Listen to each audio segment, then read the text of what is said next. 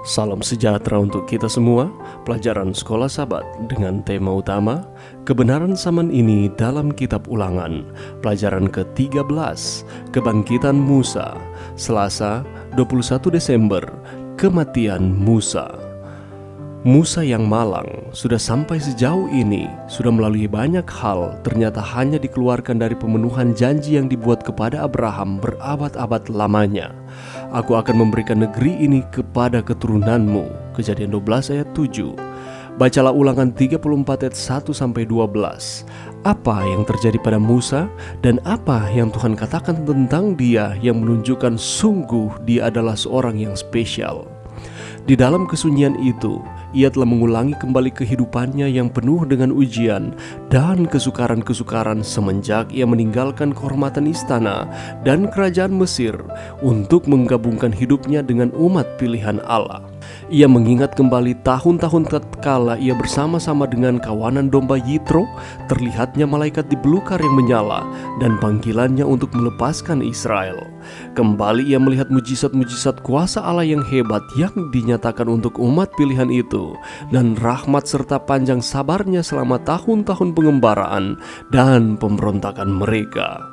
Sekalipun adanya segala sesuatu yang telah dilakukan Allah bagi mereka, sekalipun adanya doa serta usaha Musa, hanya 2 dari antara semua orang dewasa dari bala tentara yang meninggalkan Mesir itu yang kedapatan setia sehingga mereka dapat memasuki tanah perjanjian.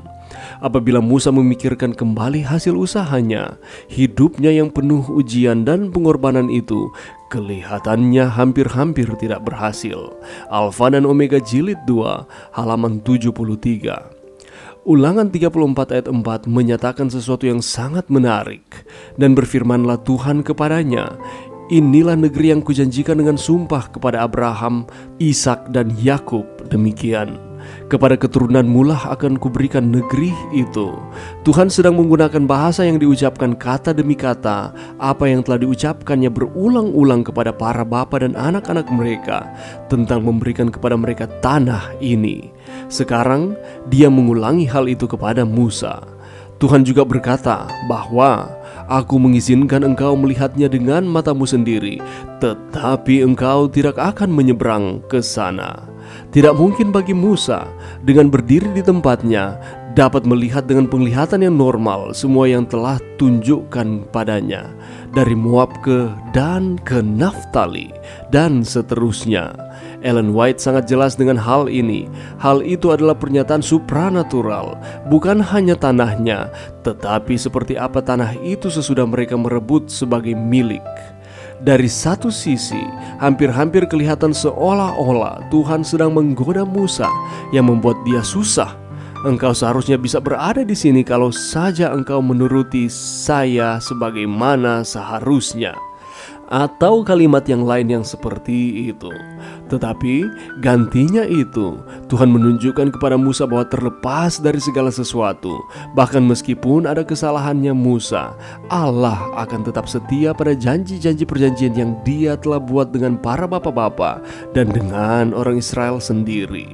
Seperti yang kita akan lihat juga, Tuhan bahkan telah melakukan sesuatu yang lebih baik yang disimpan untuk hambanya yang setia walaupun memiliki cacat ini. Pelajaran yang bisa kita dapatkan pada saat ini, kalau kita mendengar nama Musa, terbesit di dalam pikiran kita bahwa Musa ini adalah seorang yang diberkati Tuhan, seorang yang besar, yang sukses memimpin bangsa Israel hendak masuk ke tanah Kanaan. Tetapi kalau kita melihat di dalam Ulangan pasal 34, Musa ini merupakan pilihan Tuhan yang diutus membawa bangsa Israel keluar dari Mesir menuju ke negeri yang dijanjikan Tuhan, yaitu tanah Kanaan, dan itu memang benar. Tetapi ia juga tidak luput dari sanksi yang diberikan Tuhan.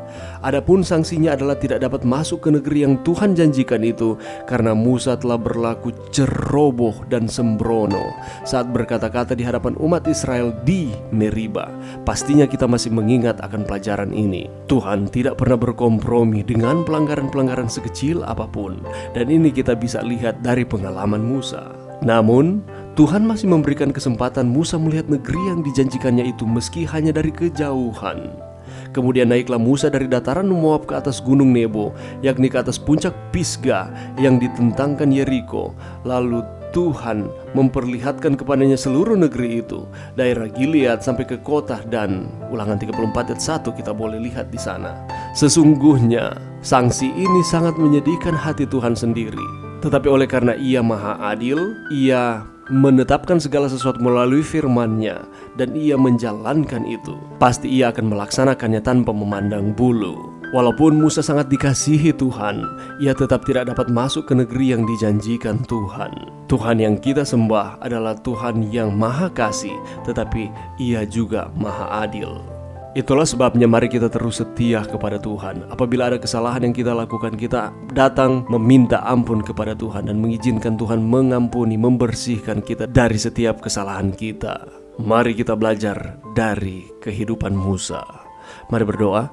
Terima kasih Tuhan atas firman-Mu pada saat ini. Bantu kami Tuhan untuk kami dapat sadar akan setiap kesalahan kami.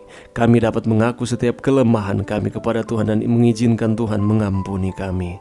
Kami tahu Engkau adalah Allah yang maha kasih, tetapi Engkau adalah maha adil yang tidak ingin dipermainkan oleh kami manusia. Terima kasih Tuhan, ini doa kami di dalam nama Yesus. Amin.